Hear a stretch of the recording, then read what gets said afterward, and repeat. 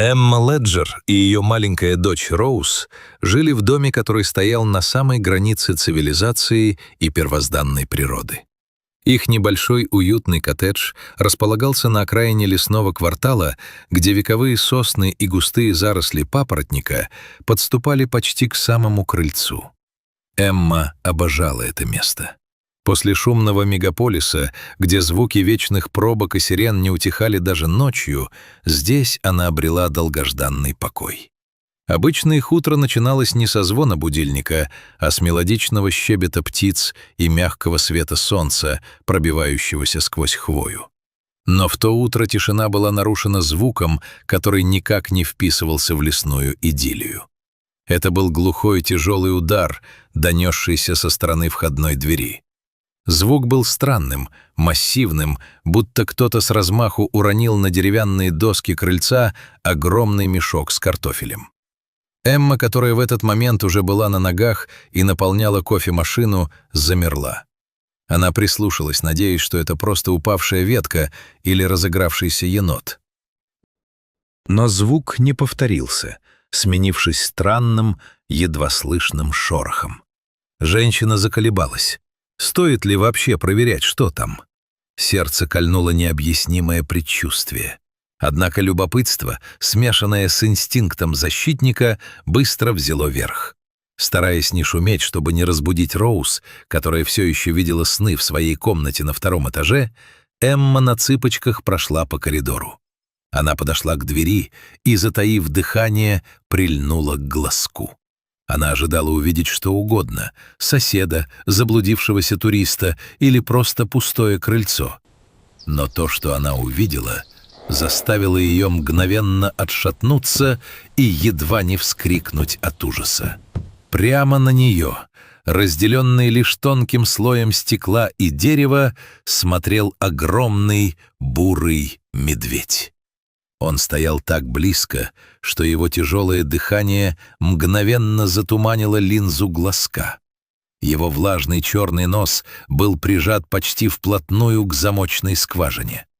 На несколько бесконечных мгновений Эмма оцепенела. Кровь пульсировала в висках, а сердце, казалось, готово было выпрыгнуть из груди. Ей и раньше доводилось видеть диких животных, но никогда так близко. И уж тем более ни один медведь в этих краях не был настолько дерзким, чтобы подняться на крыльцо жилого дома. Эмма задержала дыхание, боясь, что даже звук ее вдоха может спровоцировать зверя. Что делать? Позвонить в службу спасения? Закричать? Или просто затаиться и ждать, пока он уйдет? Медведь, однако, не проявлял агрессии. Он не рычал, не царапал дверь и не пытался выломать ее. Зверь просто стоял, переминаясь с лапы на лапу, и время от времени принюхивался к дверной раме, словно изучая запах обитателей дома.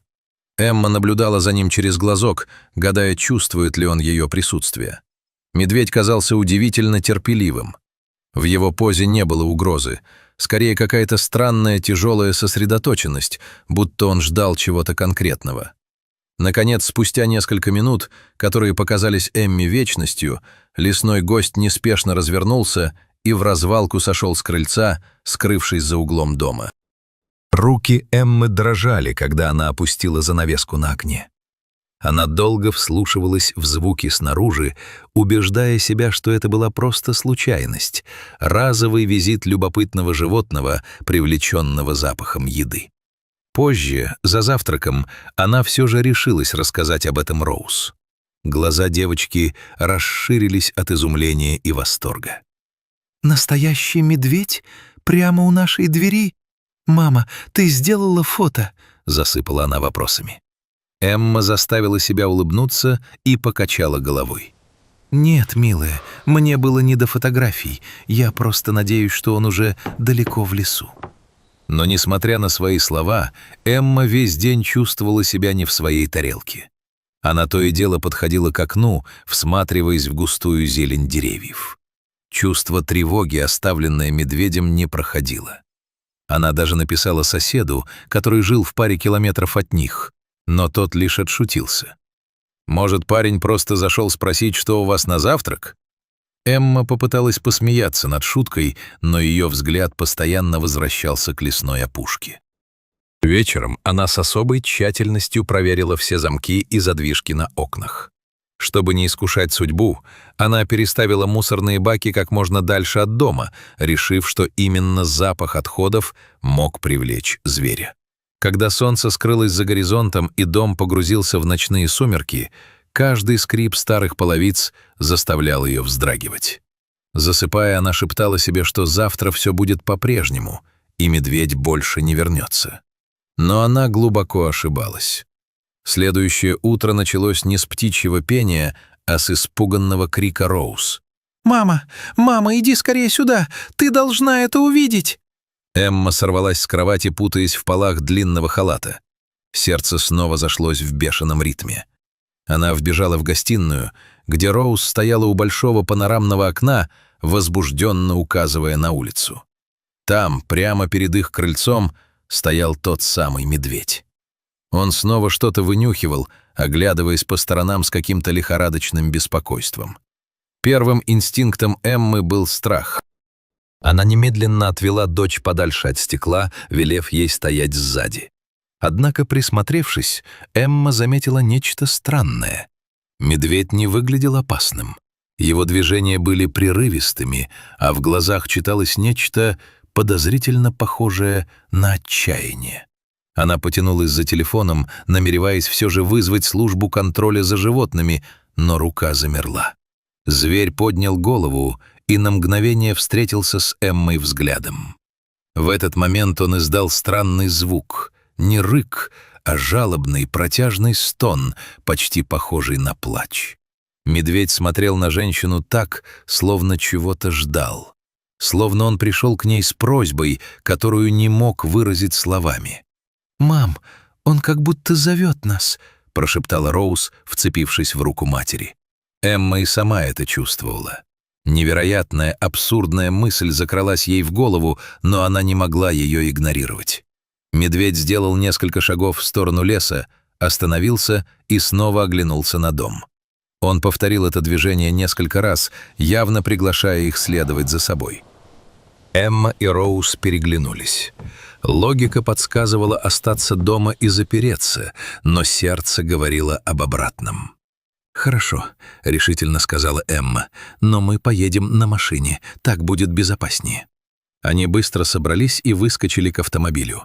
Эмма завела двигатель, не сводя глаз с массивной фигуры зверя. Медведь, увидев, что люди вышли, направился к выезду с участка. Он шел по обочине дороги, периодически останавливаясь, чтобы убедиться, что машина следует за ним. Эмма медленно вела автомобиль, стараясь держать дистанцию, но не терять проводника из виду. Примерно через 15 минут привычные дома соседей остались позади, и окрестности стали дикими. Дорога превратилась в узкую грунтовую тропу, усыпанную камнями и переплетенную корнями деревьев. Ветки хлестали по стеклам машины, а пыль поднималась столбом, но Эмма не останавливалась. Путь становился все опаснее. После крутого поворота деревья на мгновение расступились, открыв вид на край глубокого каньона. Дорога шла по самому краю обрыва. Эмма крепче сжала руль, когда под колесами зашуршал осыпающийся гравий. Роуз вжалась в сиденье, когда машина слегка наклонилась над пропастью. Но медведь впереди не давал им времени на раздумья. Он издал еще один глубокий стон, подгоняя их. Было ясно, что каждая секунда на счету. Чем глубже они заезжали в чащу, тем более отчаянными становились звуки, издаваемые зверем. Наконец, после долгого и изнурительного пути, который показался им вечностью, лес начал редеть. Медведь вывел их к небольшой каменистой поляне, скрытой от посторонних глаз. Эмма заглушила мотор и остановила машину у края вырубки.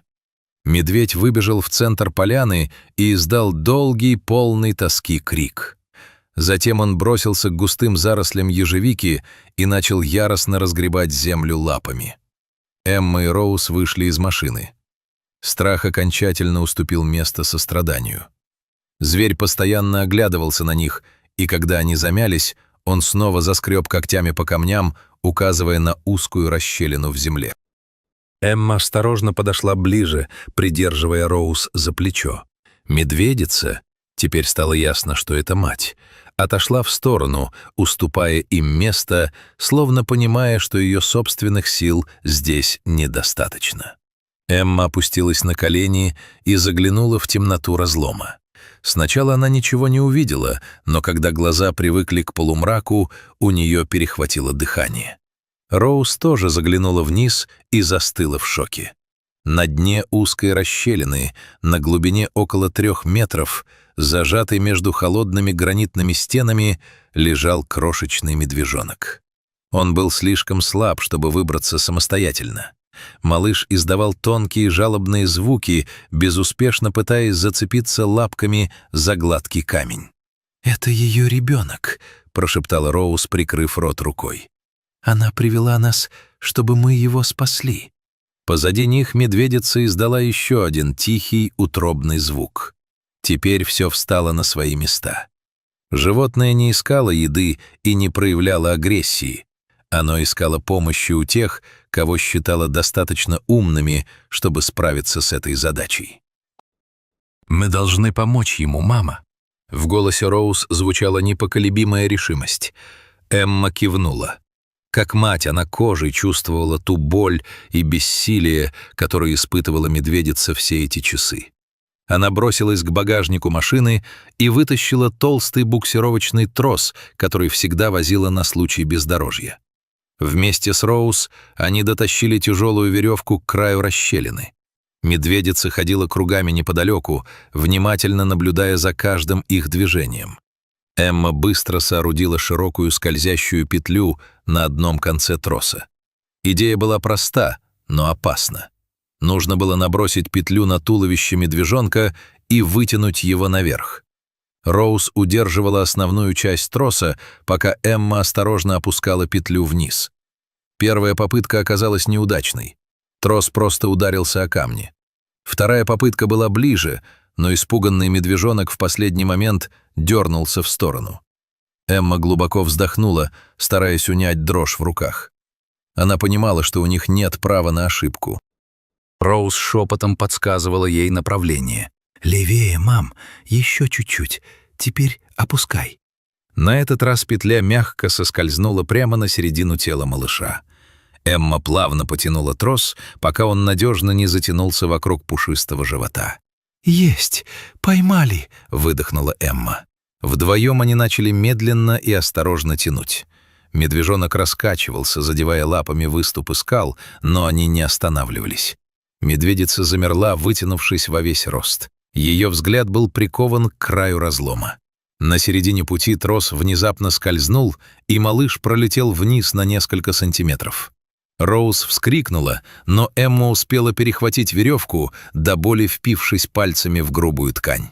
Они уперлись ногами в камни и продолжили подъем с удвоенной силой. Наконец, маленькие лапки показались над краем. Эмма перехватила медвежонка руками, а Роуз помогла вытянуть его окончательно. Как только петля была снята, пушистый комок, едва коснувшись земли, бросился прямиком к матери. На мгновение на поляне воцарилась абсолютная тишина. Медведица легонько подтолкнула своего детеныша носом, и двое лесных жителей медленно направились в сторону густого леса. Шаг за шагом они отдалялись, пока окончательно не растворились среди теней вековых деревьев. Эмма и Роуз еще долго стояли у края расщелины, глядя им вслед. У их ног лежал пыльный трос, немое свидетельство того, что произошло. То, что началось с пугающего стука в дверь, превратилось в нечто невероятное. Эмма поняла, что этот дом на краю леса стал для них чем-то большим, чем просто жильем. Теперь они были частью этого мира, где даже самый суровый зверь может прийти к человеку за милосердием.